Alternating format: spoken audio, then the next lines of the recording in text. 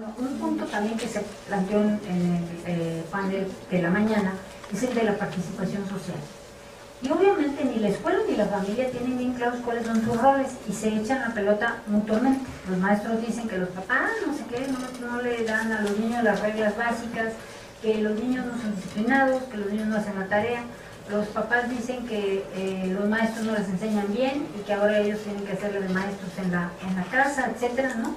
Creo que una cosa muy importante es entender los roles, dónde se da, ¿no?, lo más importante, y de tal manera que haya una comunicación. Entonces, los roles de género, la formación del autoconcepto, la expresión y control de emociones, que son muy importantes, se dan en las primeras etapas, ¿no?, entre la madre y el principal cuidador.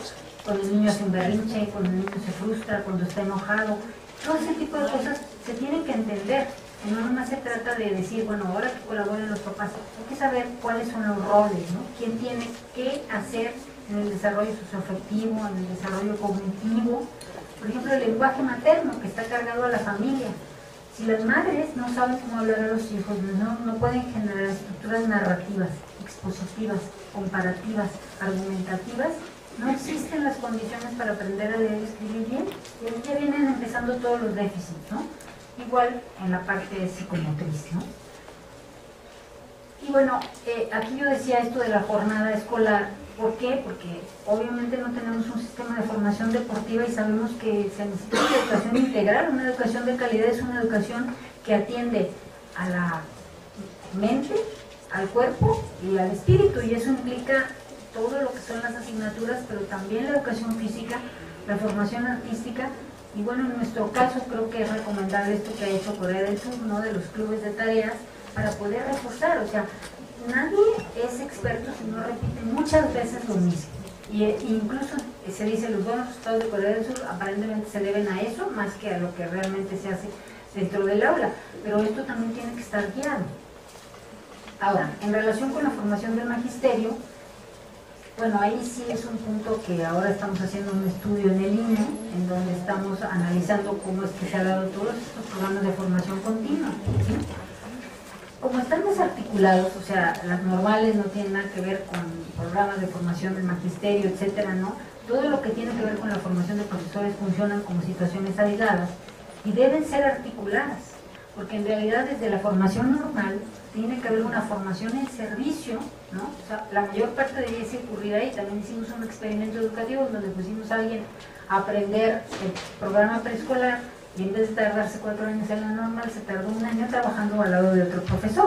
O sea, no hay mejor manera de aprender que estar junto a un experto. Entonces, pues todo tiene que estar realmente muy articulado, ¿no? Obviamente estos cursos de 2 semanas, ¿no?, una vez que hay una reforma, luego vienen cursos de 2 semanas que luego replican unos que apenas se los acaban de decir, y todos los maestros, hay evidencia de investigaciones del DIE, ¿no?, de Adelina Castañeda, en donde realmente los maestros dicen, y bueno, hay unas entrevistas que se han hecho en Morelos, que los profesores dicen, mire, la verdad, pasamos lista, luego nos vamos a desayunar, luego medio nos dicen algo y pues ya sabemos que no aprendimos nada y nos vamos con las mismas ideas todas revueltas, ¿no? Y eso pasó con la cuestión de las competencias, por ejemplo, no se lograron entender nada porque ese sistema es una simulación, es un gasto enorme. Está diciendo José Luis, ¿dónde se dan los recursos? Ahí se dan muchísimos recursos y esos recursos no producen el beneficio que se requiere, ¿no? Aquí yo cito a Sara Antilansky, fue una ministro de Cultura de Israel que se dio la tarea de analizar cuánto tiempo se tardan los maestros en incorporar una innovación y aprender verdaderamente qué significa la reforma. Y entonces ellos, entrenando a muchos profesores en Israel, se dieron cuenta y dando seguimiento todos los días en el aula, que realmente los profesores en el primer año se pasan rechazando la reforma, diciendo esto no me sirve, esto como que es igual o esto es peor de lo que yo hacía, porque no entienden bien y logran, cuando más, o sea, del 30 al 50% de cambios en la innovación. Si no se le sigue apoyando, el maestro mejor se regresa a lo que hacía antes, que algo mal manejado es peor que algo que a lo mejor está viejo pero le funciona. Entonces, pero para esto el entrenamiento realmente, y esto está súper documentado, tiene que ser apoyo constante, acompañamiento, andamiaje. Alguien tiene que ver cómo es la innovación para después aplicarla, ¿no? Para eso tiene que haber un perfil, para eso tiene que haber todo muy claro, ¿no? De cómo es que se tiene que trabajar. Esto también ya lo había mencionado, ¿no?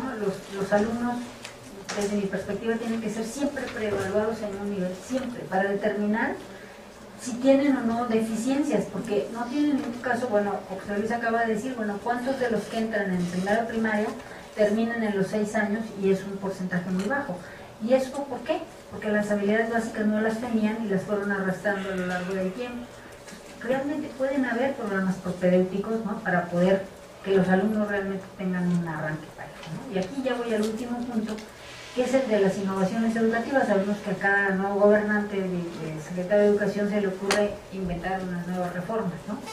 Pero para poderlas instrumentar, esto también está documentado. O sea, los países que todos nos aventajan en las comparaciones de la OCDE, pues no hacen una reforma y luego la lanzan así sin haberla realmente probado, validado en centros de demostración curricular, en donde realmente se entiendan ya las buenas prácticas y de ahí se empiecen a diseminar, ¿no? Bueno, aquí ya nada más era este punto de que yo digo que hay que empezar a aprender a lo mejor estos idiomas, porque pues Brasil, ¿no? China o la India están haciendo muchísimas cosas. Y bueno, esto ya sería como el punto de cómo es que se concibe esta idea de la innovación. Bueno, por un lado, tiene que haber, desde mi perspectiva, y esto bueno, está tomado de Bruce Fuller, ¿no?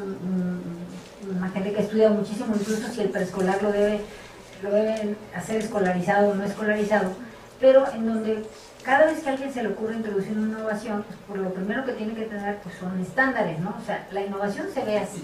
Si yo entro a un salón de clase que aplica las competencias, entonces tiene que haber áreas, tiene que haber esto, tiene que haber el otro, o sea, tiene que haber estándares. Si el maestro trabaja por competencias, entonces tendría que interactuar con los alumnos de esta manera. Si se está evaluando por competencias, tendría que hacerse así. Entonces tienes que plantear cuáles son los estándares y cuáles son los tipos de pruebas o evaluaciones con los cuales vas a ver si se cumplen los estándares. Entonces lo primero que tienes es eso que forma el perfil de la innovación.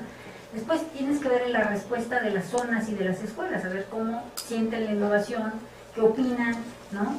Qué cosas le quieren cambiar, ¿no? Qué prácticas en el aula se tienen que ajustar, porque a lo mejor ahí no tienen un salón así o no tienen un maestro así. También hay que ver cuáles van a ser las barreras y los obstáculos que va a haber para la innovación. O sea, va a haber gente que va a rechazar, ¿no? Y bueno, y hay que medir los logros de esa innovación.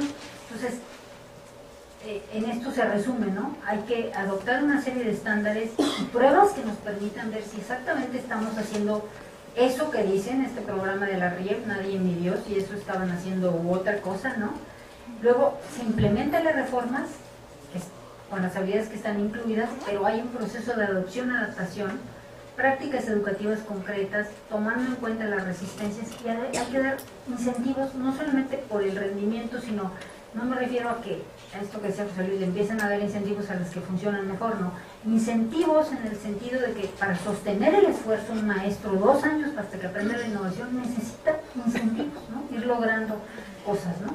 Entonces, mi conclusión es que no puede haber más reformas en el papel, ¿no? O sea, las hacen así en el papel un grupo de expertos, les salen increíbles, se ven muy articuladas y muy interesantes, pero no toman en cuenta todo este proceso de validación, adopción, adaptación, desarrollo y refinamiento de las propuestas, ¿no? No puede haber más reformas sin formación en servicio, acompañamiento a los profesores, y esto tiene que ser un trabajo horizontal entre profesores de los mismos niveles, trabajo en equipo, ¿sí?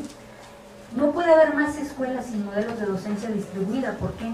Porque un solo profesor no se puede hacer cargo de todo lo que le pide la reforma, y mucho menos cuando hay como 60 programas que están compitiendo, ¿no? Educación para la paz, ver bien para aprender mejor, la Olimpiada del Conocimiento, los que le quitan todo el tiempo al maestro. Entonces siempre son equipos de maestros, maestro de música, maestro de deporte, incluso maestros de matemáticas o de ciencias existen en escuelas, ¿no? O sea, la docencia tiene que estar distribuida, y también los padres de familia son maestros y pueden apoyar el proceso educativo dentro del aula. y no más escuelas sin participación genuina, ¿no?, de los padres de familia y comunidad en su conjunto. O sea, es real este proverbio, ¿no?, oriental, de que es toda la comunidad la que está educando al niño. Por eso Finlandia puede tener 4 horas, el mismo horario que nosotros de las primarias, pero pues el resto de la comunidad tiene un montón de funciones que están jugando para la música, el deporte, etcétera, e incluso la civilidad. Entonces, definitivamente se nos requiere no estos consejos de participación social, así como se decía top-down, ¿no?, sino bottom-up, o sea, de la comunidad en las escuelas, para generar espacios realmente que mejoren la calidad educativa. Gracias.